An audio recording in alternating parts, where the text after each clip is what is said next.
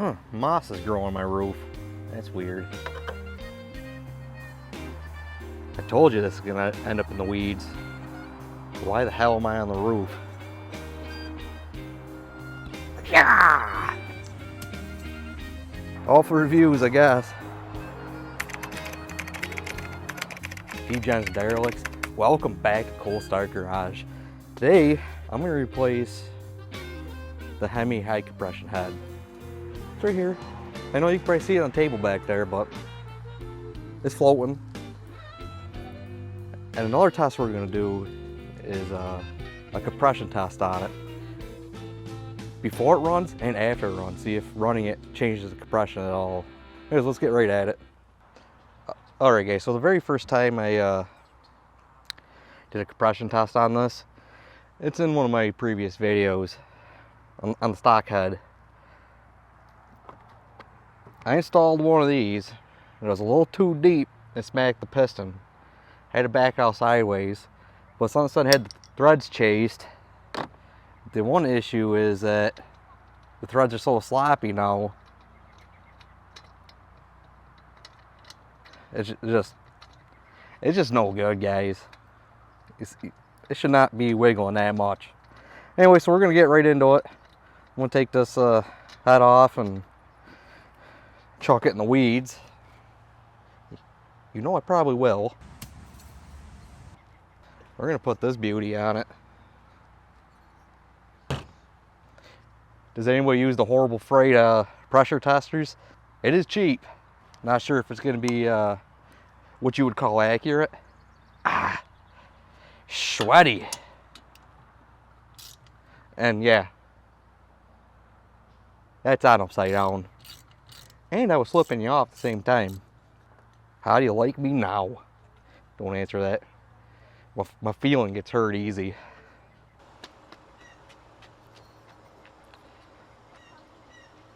Yeah, that spark plug wasn't seated right. You can see there's some. Just look at it. Stop shaking. Just looks like it was burning weird. And it's only 2 miles worth of riding, but 0.6. This is the stock head gasket that's given 0.7, 0.6. And I got this copper do-jobber right here. It's 0.5. Yeah, it's 0.5. That's roughly 0.5 too. 0.5 also. 0.4, 0.5. I don't know, it's relatively close. Alright, I'm gonna show you what we got going on here. This is what I'm talking about right here. See a little indent? That's where my compression testing tool hit the piston last time. Don't mind all the gasket maker stuff. We're not doing that anymore. Just make sure your stuff don't smack pistons. I guess that's what I'm trying to say. Oh my lord. Guys, now if there was only somebody telling me I was doing all this stuff wrong the whole time, I would have just done it right the first time. I can already tell you right now, it's gonna be no fun. Yeah.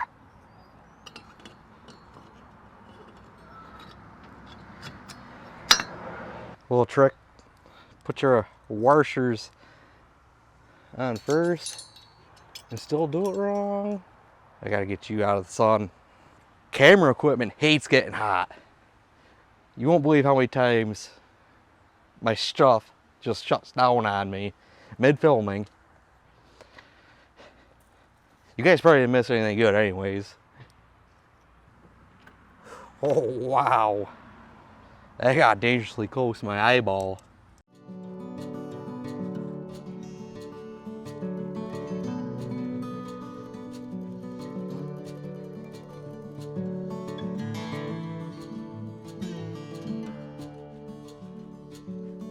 So if you leave your tools in the sun long enough, it burns your flush.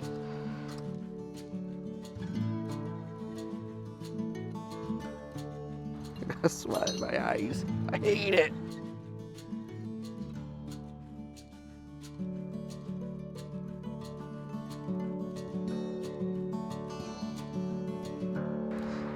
Guys, I've been running 87 octane in this motor since day one. I was going through one of my old videos, and it's one of the videos where I was in the destructions there, and it was clear as night and day. You're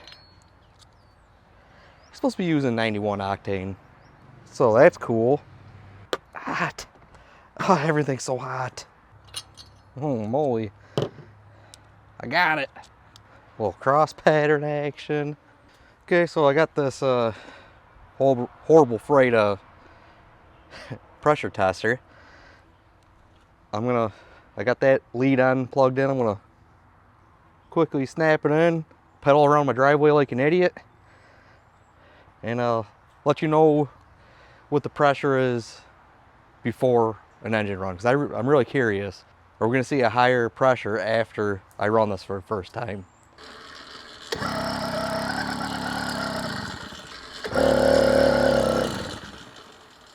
I don't seem right, because it's not right. It's not right at all. Why is that not sitting right? Huh. The head's not sitting on flush. Go me. It was showing 60 pounds of pressure, and I'm like, that's not right. And I could clearly see there's a gap. Actually, I'll just show it to you right now. We have the power to do that. See that gap?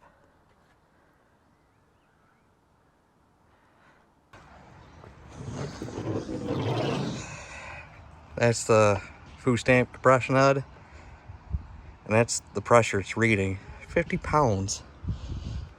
All right, D-gens, it's back on there. I got the compression gauge set right here. I'm gonna run down the driveway and back, give you the pressure reading. I'm just a little confused because the last gauge I used was showing 145 PSI. I ran it, I got almost 60. It is a Harbor Freight compression tester, but it will at least give us a consistent baseline. I really don't know what the compression on this is. I'm gonna do another dry run, then I'm gonna fire it up, then do another compression test, see if it changes. I just don't know.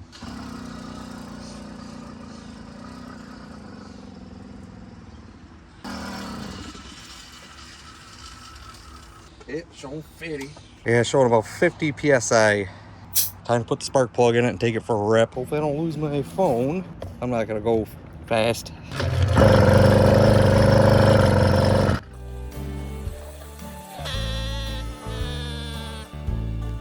Not getting fuel.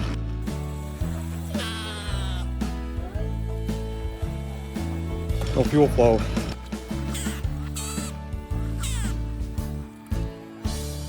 I don't feel like it.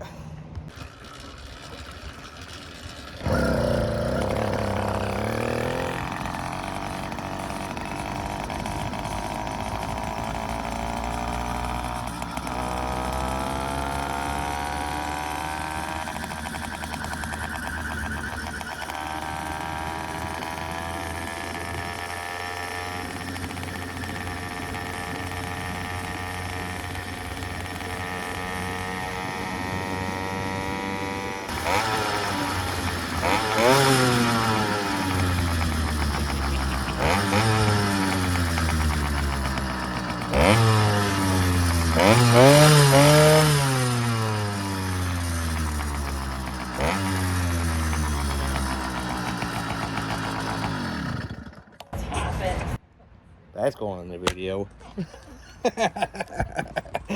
Stop it, she says. She's not the boss of me. Oh, and another thing. I use this hammer. Yeah, this identifies as a hammer. Anyways, I took this hammer here and I smacked the carburetor. My float was stuck in the no gas position. That's why you saw a fat guy trying to make this motor bicycle run.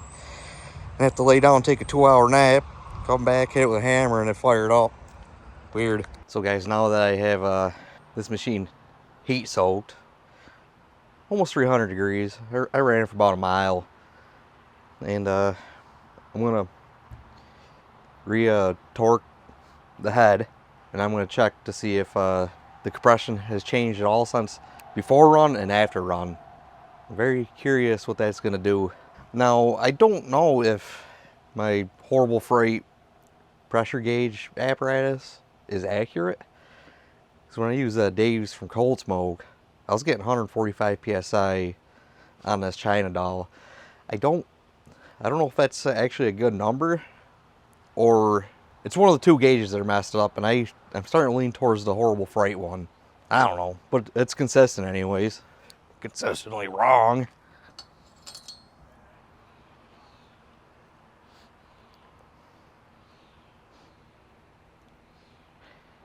Man, I hate when people catch me doing weird things. Well, just don't do weird things, Adam. Nah, that's not gonna happen. Well, let's see here, guys. We're gonna use it anyways. Oh, the engine's still a little warm. Okay, fuel off. My spark box over here, I didn't disconnect, and I'm still just running it dry. I'm sure some of you don't like that. I don't blame you.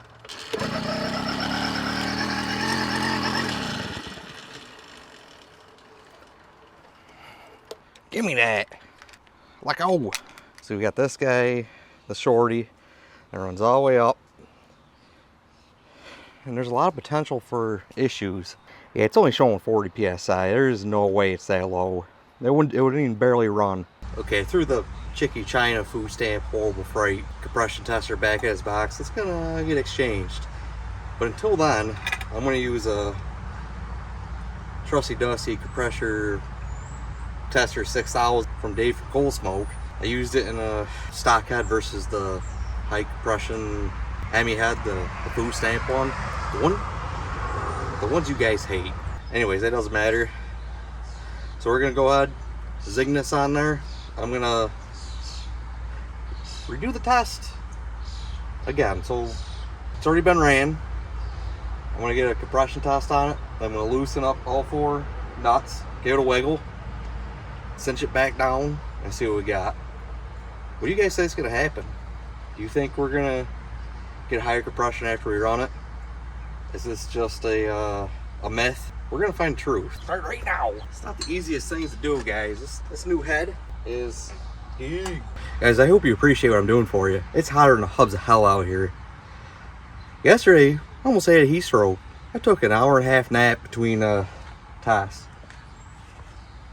in the front yard.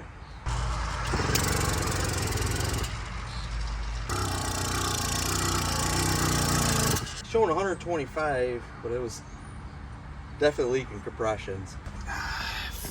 Me. Almost caused a catastrophic failure with this compression tool. For some reason, there's this slip here. Yeah, it's either gotta be shimmed out or I don't know. Dave, I really don't want to take your tool apart. But I'll see what I got. But anyways, even when it's leaking like a sieve, I already got 125 psi. So let me see if I can fabric cobble something together. So what I'm gonna do for the intent of tests, so I'm gonna use some Teflon tape, go heavy on it, thread it in so it bites, and hope she don't piss out. We'll see. Well, my Cobb Job Deluxe worked. Here's my pressure after I put Teflon on the threads. I tried doing the right thing, getting a horrible freight compression tester, hoping it would be mine to use and just work all the time. But I am very grateful I have friends that have tools that I could borrow. Like, this is short notice. I asked them, like, hey, Dave, I'm having issues. And in the morning, there it was, ready for me. I appreciate that a lot. But this is how things go. This is how things go. Sometimes you just gotta do it even though it's hard.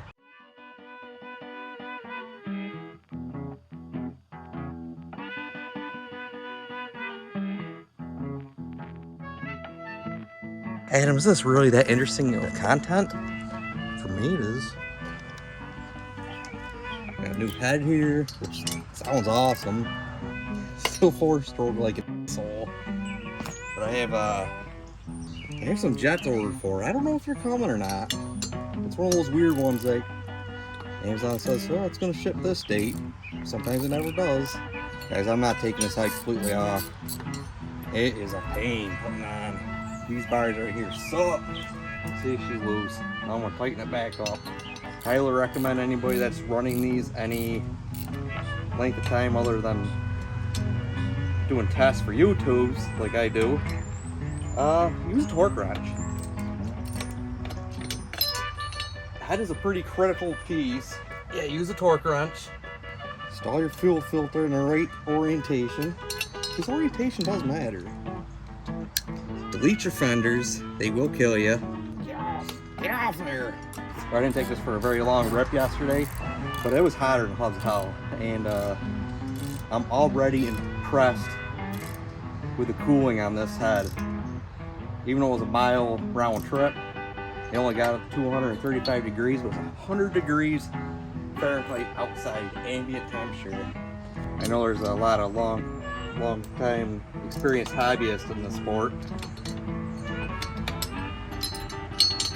I am not experienced. I've been doing this for a year. Having fun. Just experimenting. That's where my fun is.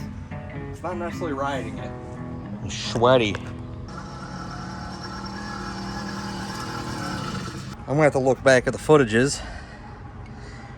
But it looks like that is 5 pounds difference in pressure. Ow!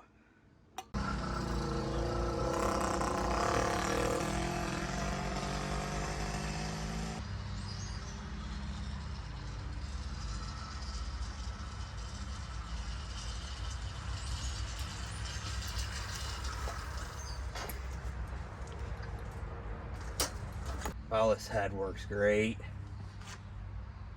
257 degrees. That was a 2-mile round trip. Oh, you probably couldn't even see what I was doing. That was a 2-mile round trip, giving it the sauce. 260 degrees.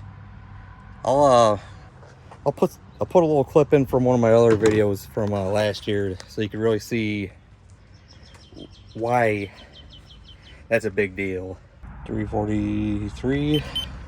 340 degrees. Oh, a little warmer actually.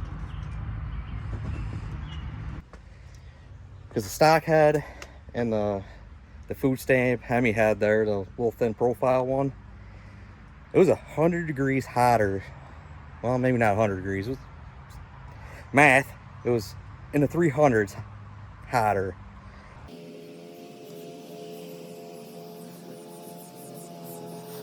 It doesn't look terrible though. Once I get the jets, I'll play around with it, see what's going on. So what I noticed when I was installing the new head on the machine, it had a gap around the base of the head to the cylinder. Come to find out, the new head, the old head, dug it out of the weeds for you guys.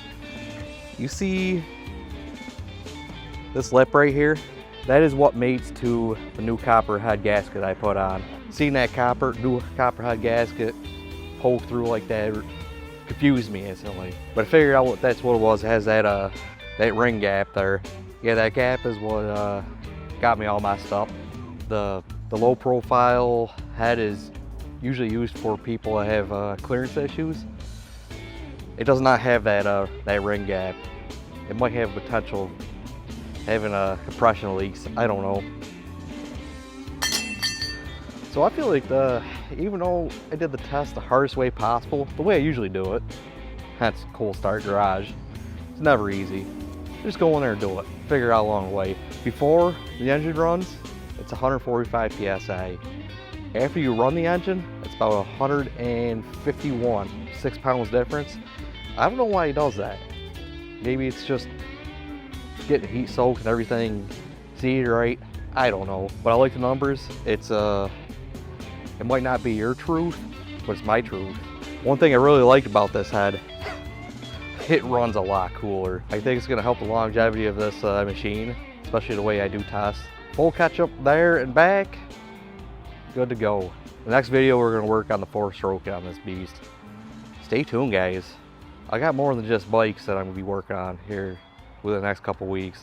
We're gonna have some fun.